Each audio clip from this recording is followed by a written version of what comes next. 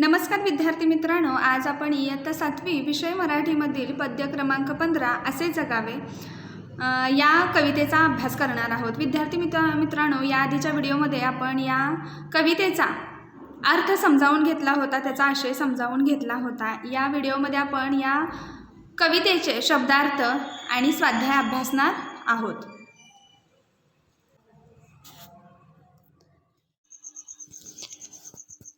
शब्दार्थ: छाताडावर म्हणजे छातीवर, आवाहन म्हणजे प्रतिकूल परिस्थिती किंवा संकट, रोखुणी म्हणजे खिळवून, थेट पाहत, गुलामी म्हणजे दास्य, नक्षत्रे म्हणजे ग्रहतारे, भिडताना म्हणजे सामोरे जाताना किंवा स्वीकारताना, चैन म्हणजे मौज, दांडगी म्हणजे बळकट जबरदस्त, मार्ग म्हणजे रस्ता वाट, तयाला म्हणजे त्याला, कवेत म्हणजे कुशीत किंवा मिठीत, अंबर म्हणजे आकाश, ठणकावून म्हणजे ठामपणे, जोरात, जरबेने, बेहत्तर म्हणजे परवा नसणे, स्वर म्हणजे सूर बोल, काल म्हणजे समय, कातर म्हणजे कापरा, भावनेने ओथंबलेला किंवा कोमल। शब्दार्थ बघा या कवितेमध्ये आलेले: नजर रोखणे म्हणजे निर्भयपणे पाहणे, पाय जमिनीवर असणे म्हणजे वास्तव्याचे भान ठेवणे, कवेत अंबर घेणे म्हणजे अशक्य गोष्ट शक्य करणे, हसू ओठांवर असणे म्हणजे आनंद होणे, काळीज काढून देणे म्हणजे प्रिय गोष्ट दुसऱ्याला देणे, ठणकावून सांगणे म्हणजे ठामपणे जोरात सांगणे, गहिवर येणे म्हणजे हृदय भावनेने उचंबळून येणे, निरोप देणे म्हणजे निघून जाणे। एक छोटीशी टीप आहे बघा इथं, अत्तर म्हणजे फुलांच्या गाभ्यातील सुगंधी रस। तर हे शब्दार्थ, वाक्यप्रचार तसेच ही जी टीप आहे ती तुम्ही सुंदर सुवाच्य अक्षरामध्ये तुमच्या मराठीच्या वहीमध्ये लिहून ठेवायचं आहे।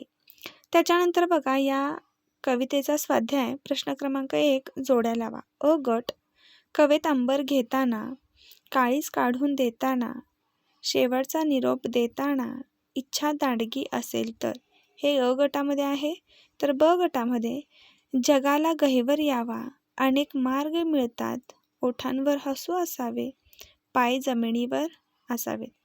याचं जर आपण बघितलं तर कवेत अंबर घेताना म्हणजे काय की कवेत जेव्हा आपण अंबर घेतो त्यावेळी आपले पाय जमिनीवर असावेत, काळीज काढून देताना म्हणजे ओठांवर हसू असावे, शेवटचा निरोप देताना जगाला सुद्धा काय झाला पाहिजे, गहिवर यावा हवा म्हणजे जगाला गहिवर यावा, इच्छा दांडगी असेल तर अनेक मार्ग मिळतात।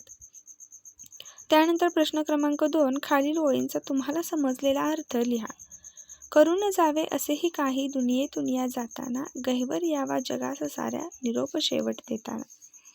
पुढं कवयित्री काय म्हणतात या 2 पंक्तीतून की या जगाचा जेव्हा आपण शेवटचा निरोप घेईन, या जगातून जेव्हा आपण निघून जाईन किंवा मृत्यू आपला जेव्हा होईल त्यावेळी आपलं कर्तृत्व इथं मागे राहणार आहे आणि हे आपलं जे काम आहे ते आपण सुंदर छानच केलं पाहिजे की साऱ्या जगाला सुद्धा काय झाली पाहिजे, आपण आपल्या जाण्याची हळहळ वाटली पाहिजे, प्रत्येकाचं मन गलबलून आलं पाहिजे, प्रत्येकाला आपल्या कर्तबगारीची जाणीव झाली पाहिजे, असं या ओळींचा अर्थ होतो। त्यानंतर बघा प्रश्न क्रमांक 3 संकटात कसे वागावे हे कवितेच्या आधारे तुमच्या शब्दात लिहा। आता ही जी सुंदरशी कविता आहे त्या कवितेच्या आधारे तुम्ही संकटात कसं जगायचं, आपल्यासमोर जर संकट आलं तर कसं आपण वागायचं हे तुम्ही तुमच्या शब्दात लिहायचं आहे। तर संकटांना निर्भयपणे आपण सामोरं गेलं पाहिजे, त्या संकटाच्या डोळ्यात डोळे घालून आपण त्याला भिडलं पाहिजे, संकटांना आपण प्रत्युत्तर दिलं पाहिजे, आणखी आपण जसं अत्तर लावतो तसं संकटांना आपण काय केलं पाहिजे, सुगंधी केलं पाहिजे आणि संकटकाळी सुद्धा आपण निधड्या छातीनं उभं राहिलं पाहिजे। त्याच्यानंतर बघा प्रश्न क्रमांक 4 कातर अवस्था म्हणजे खूप वाईट वाटल्यावर होणारी स्थिती। तुमच्या मित्राची अशा अवस्था झाल्यास तुम्ही कोणती मदत कराल बघा की कातर कातर अवस्था म्हणजे की खूप वाईट अवस्था, बिकट परिस्थिती, विपरीत परिस्थिती, अशा परिस्थितीमध्ये जर तुमचा मित्र असेल तर तुम्ही त्याच्या मदतीला कसं धावून जाल, काय काय कराल, हे तुम्ही त्या प्रश्नाच्या उत्तरामध्ये लिहायचं आहे. त्यानंतर प्रश्न क्रमांक 5, संकटांना न घाबरता तोंड द्यावे याविषयी तुमच्या वाचनात आलेल्या एखाद्या प्रसंगाचे वर्णन करा.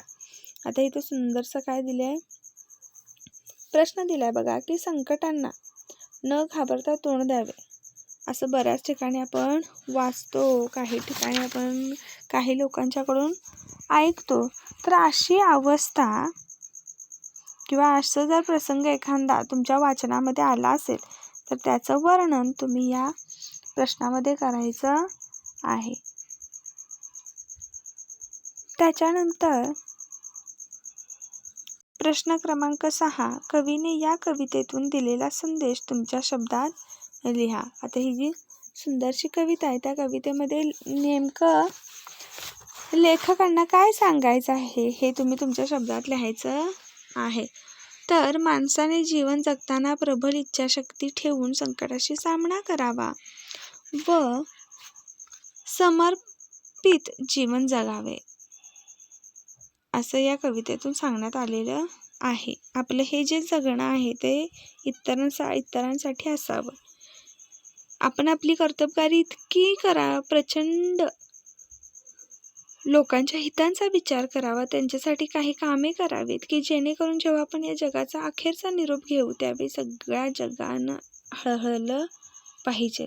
या संकटांना आपण अथरासारखं छातीवर घेतलं पाहिजे, धाडसानं त्याला सामोरं गेलं पाहिजे, त्याच्या डोळ्यात डोळे घालून त्याला निर्भयपणे सांगितलं पाहिजे की तू संकटा माझ्यासमोर काहीच नाही, मी तुझ्यावर नक्कीच मात करेन.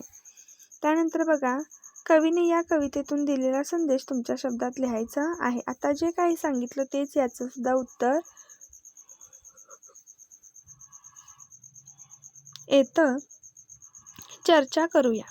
आयुष्य जगताना स्वप्ने पाहावीत, इच्छा असेल तर मार्ग मिळतो. बघा, की आयुष्य जगताना स्वप्ने पाहावीत, आपण जोपर्यंत स्वप्न पाहणार नाही तोपर्यंत ते त्यात उतरण्यासाठी जे काही प्रयत्न करावे लागतात ते आपण प्रयत्न करणार नाही. म्हणजे स्वप्न ही खूप महत्त्वाची गोष्ट आपल्या आयुष्यामध्ये आहे. तुम्हाला काय वाटतं ते तुमचं मत तिथं लिहा. इच्छा असेल तर मार्ग मिळतो. जसं बघा की आपल्याला जर इच्छा असेल की काय नाही, मला शाळेला जायचं आहे आणि या कोविडच्या परिस्थितीमध्ये सुद्धा मला माझ्या शाळेमध्ये व्यवस्थित जाऊन अभ्यास करायचा आहे, जर ही इच्छा असेल तर निश्चितपणे तुम्हाला त्याचे मार्गसुद्धा मिळते. म्हणजे जसं की तुम्हाला सोडायला रिक्षावाले मामा येतील किंवा आपण शाळेमध्ये मास्क, सॅनिटायझर इत्यादी गोष्टींचा वापर करू की जेणेकरून काय की आपली इच्छा आहे शाळेत येण्याची, त्याच्यासाठी लागणारं सगळं कार्य काय होतं, सुरळीत पार पडतं, सुरळीत पूर्ण होतं. त्याच्यानंतर बघा, खेळूया शब्दाशी. खालील वाक्यप्रचार व अर्थ यांच्या जोड्या लावा. अ गटामध्ये वाक्यप्रचार आहेत आणि ब गटामध्ये त्याचे अर्थ आहेत. अ गट, नजर रोखणे, जमिनीवर असणे, हसू ओठांवर असणे, कवेत अंबर घेणे, काळीज काढून देणे. आणि ब गटामध्ये या वाक्यप्रचारांचा अर्थ आहे. अ, वास्तव्याचे भान ठेवणे. आ, प्रिय गोष्ट दुसऱ्याला देणे. ई, निर्भयपणे पाहणे. ई, आनंद होणे. आणि उ, अशक्य गोष्ट शक्य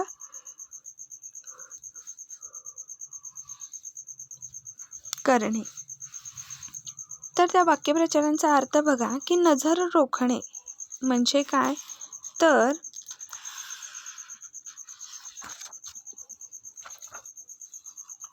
नजर रोखणे म्हणजे काय, तर निर्भयपणे पाहणे, कोणतंही भय न बाळगता पाहणे. पाय जमिनीवर असणे म्हणजे वास्तव्याचे भान ठेवणे. हसू ओठांवर असणे म्हणजे आनंद होणे. कवेत अंबर घेणे म्हणजे अशक्य गोष्ट शक्य करणे. आणि काळीज काढून देणे म्हणजे प्रिय गोष्ट दुसऱ्याला देणे.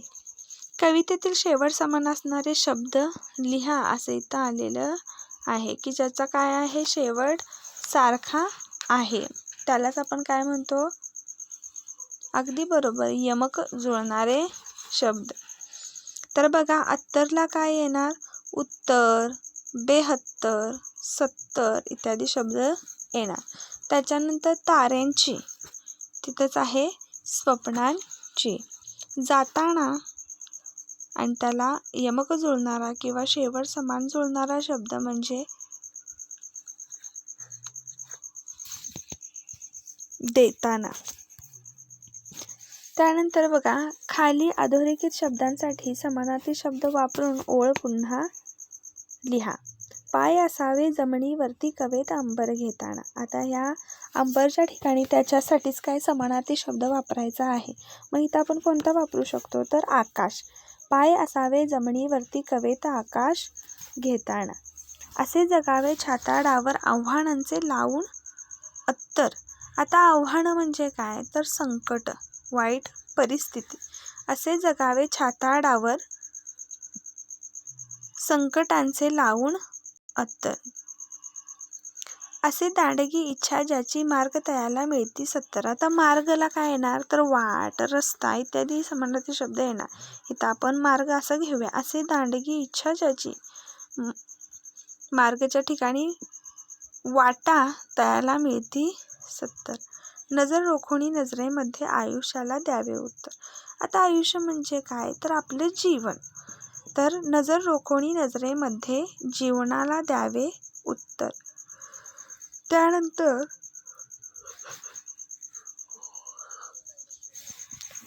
प्रश्न क्रमांक 5 बघा. स्वर कठोरत्या काळाचाही क्षणभर व्हावा कातर कातर. आता कातर कातर म्हणजे काय? तर कापरे भरणारा किंवा भावनेने ओथंबळलेला. तर इथं आपण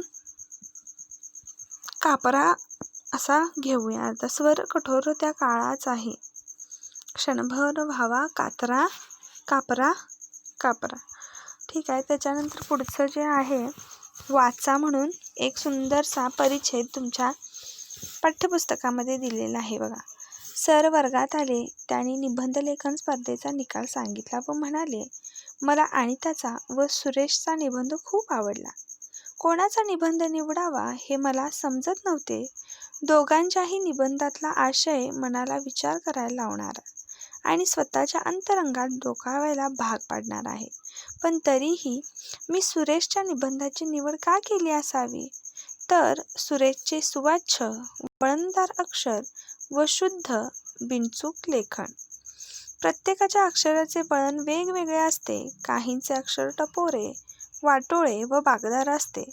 अक्षरात एकसारखेपणा असतो. 2 अक्षरातले 2 शब्दातले अंतर सारखे असते. अक्षरांचा आकार योग्य असतो. लेखनात स्वच्छता, टापटीप जाणवते. अशा लेखनाला अक्षरांना एक सौंदर्य प्राप्त झालेले असते. तर काहींचे अक्षर खूप गिजमीट असते. ते वाचनीय नसते. हत्तीचा पाय मुंगीला लावल्यावर जसे दिसेल तसे अक्षर ते असते. असे अक्षर कुणाला वाचावेसे वाटेल का? ते अशुद्ध लेखन वाचताना कंटाळा येतो आणि डोळ्यांवर तार नेऊन उगाचच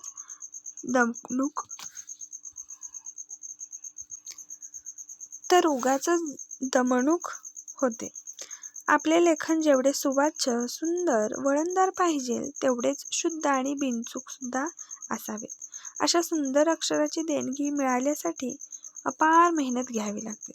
सुंदर अक्षर काढण्यासाठी कसोशीने प्रयत्न करावे लागतात. न थकता न कंटाळता रोजच्या सरावातून अक्षरांना योग्य वळण मिळते. अक्षरांना बागदारपणा येतो आणि डोळे झाक करून चालत नाही. सुंदर अक्षर हाच सुरेख दागिना आहे. हा दागिना मी कायमस्वरूपी माझ्याजवळ ठेवीन. असा वसा प्रत्येकानेच घेतला पाहिजे. बघा किती सुंदरसा आहे की जे आपण लिहितो ते कसं पाहिजे? सुवाच्य, वळणदार, शुद्ध, व्याकरणदृष्ट्या ते शुद्ध शब्द पाहिजेत आणि बिनचूक सुद्धा लेखन असलं पाहिजे. आपले अक्षर टपोरे असू दे, वाटोळे, बागदार असावेत. त्याच्यामध्ये स्वच्छता असावी, टापटीपणा असावा, 2 अक्षरांमध्ये 2 शब्दांमध्ये योग्य असं अंतर असावं. काहींचे अक्षर खूप गिजबीट असतं, मग ते वाचावंसं वाटत नाही, त्याच्यामध्ये अशुद्धता खूप आढळते, तर डोळ्यांवर ताण येतो. म्हणून आपण जेव्हा लेखन करतो त्याच्यामध्ये सुवाच्य सुंदर वळणदार अक्षर काढलं पाहिजे, तेवढंच शुद्ध आणि ते बिनचूक असावं. आता असं सुंदर अक्षर येण्यासाठी आपण न थकता न कंटाळता अक्षरांचा रोजच्या रोज सराव केला तर अक्षर आपलं बाकदारपणा येतो आणि मोत्यासारखं सुरेख अक्षर कागदावर उमटू लागतं. अक्षर बिघडू नये म्हणून आपण अक्षरांकडे डोळे झाक करून चालणार नाही, तर सुंदर अक्षर हाच खरा दागिना समजून आपण कायमस्वरूपी सुंदर सुवाच्य अक्षरामध्ये व्याकरणदृष्ट्या बरोबर आणि बिनचूक लेखन केलं पाहिजे. तर विद्यार्थी मित्रांनो, तुम्ही ही स्वाध्याय सुंदर सुवाच्य अक्षरामध्ये लिहायचा आहे. धन्यवाद.